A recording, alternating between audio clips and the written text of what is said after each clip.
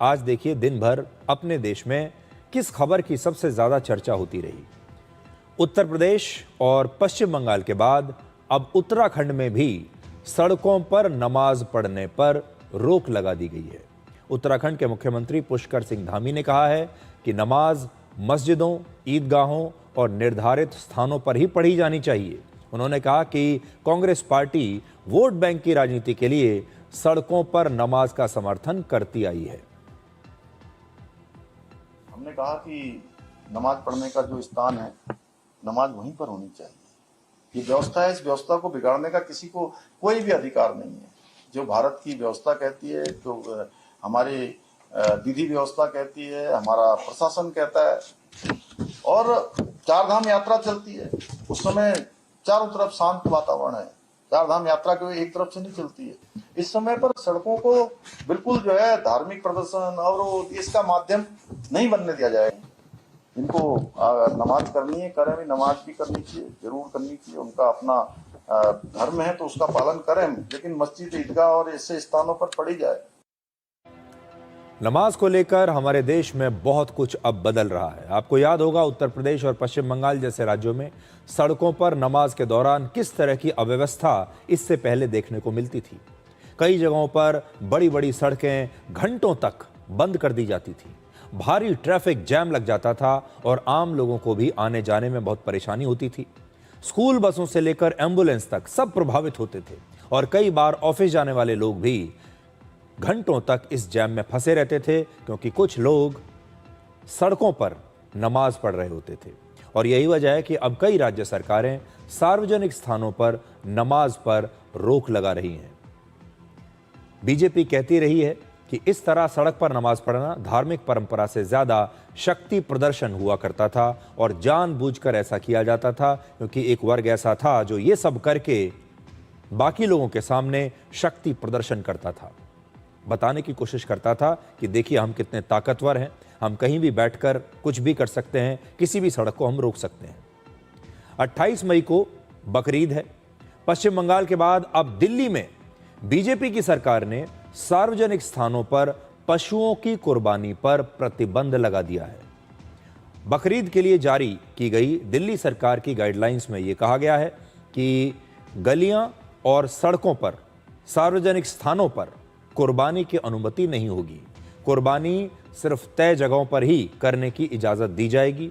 और यह भी कहा गया है कि गाय, बछड़ा, ऊंट और दूसरे प्रतिबंधित जानवरों की कुर्बानी नहीं दी जा सकती। इन नियमों का उल्लंघन करने वालों के खिलाफ सख्त कानूनी कार्रवाई की जाएगी।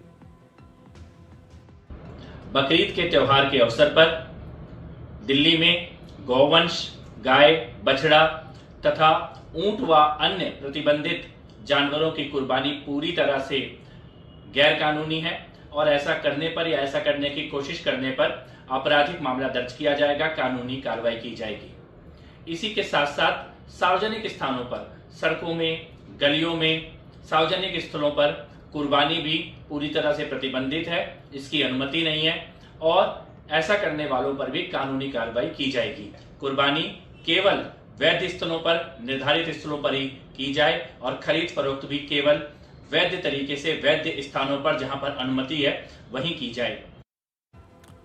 इस्लामिक सेंटर ऑफ इंडिया ने बकरीद पर देश भर के मुसलमानों के लिए एक एडवाइजरी जारी की है, जिसमें कहा गया है कि ईद की नमाज सड़कों पर ना पढ़ें, मस्जिदों और ईदगाहों में ही जाकर अपनी नमाज पढ़ें, सड़कों और गलियों में कुर्बानी ना करें, कानूनी रूप से मान्य जानवरों की ही कुर्बानी दें और तय और अनुमति वाले स्थानों पर ही कुर्बानी की जाए और कुर्बानी के फोटो और कुर्बानी के वीडियोस सोशल मीडिया पर आप पोस्ट ना करें।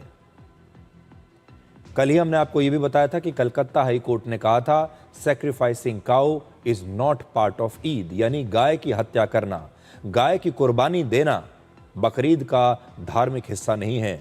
और कोर्ट ने बकरीद पर जानवरों की कुर्बानी को लेकर शुभेंदु अधिकारी सरकार के आदेश में हस्तक्षेप करने से भी इनकार कर दिया था।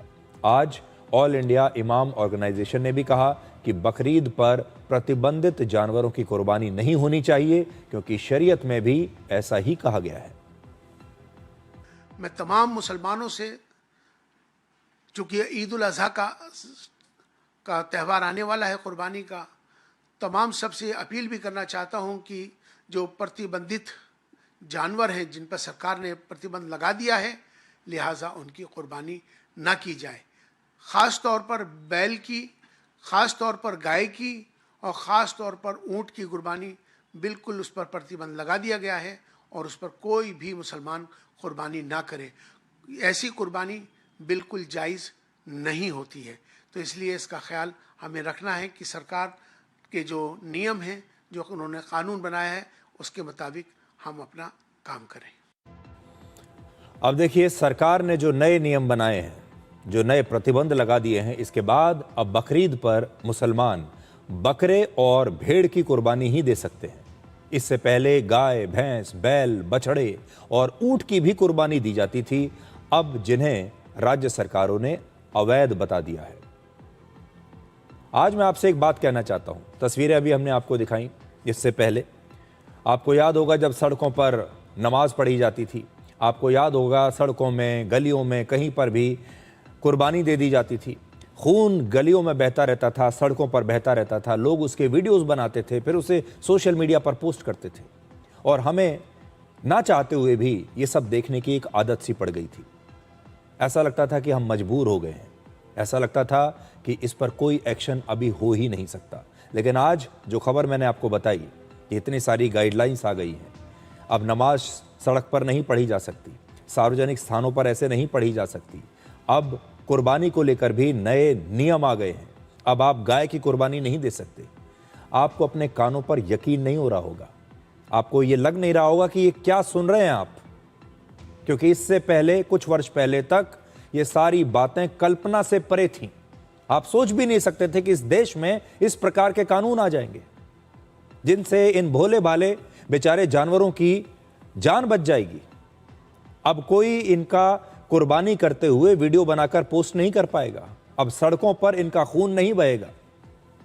इसलिए आज देखिए कि कितना बड़ा बदलाव आपको हमारे देश में आते हुए दिख रहा है। चाहे वो पश्चिम बंगाल हो, जहां किसी ने कल्पना तक नहीं की थी, उत्तराखंड देख लीजिए, उत्तर प्रदेश देख लीजिए और भारत की राजधानी दिल्ली देख लीजिए। हमें तो आदत पड़ चुकी थी ये सब देखने की और मजबूर होकर, असहाय होकर लोग ये सब सहते रहे न जाने कितने दशकों तक, ये सोचकर कि सरकार तो कभी इन्हें लेकर कोई नई नियम बनाएगी नहीं, क्योंकि तुष्टीकरण की राजनीति उस समय चल रही थी। उस समय की सरकारों को यह लगता था कि अगर उन्होंने कोई नए नियम बना दिए कुर्बानी को लेकर, अगर कोई नए नियम बना दिए सड़कों पर हो रही नमाज को लेकर, तो एक खास वर्ग ऐसा है जो नाराज हो जाएगा और फिर वो उन्हें वोट नहीं देगा। इसलिए इस देश में सारे जो बराबर के नागरिक हैं, होना तो यही चाहिए कि सबको बराबरी का हक मिलना चाहिए, सब पर बराबर का कानून लागू होना चाहिए, लेकिन वो हो नहीं रहा था।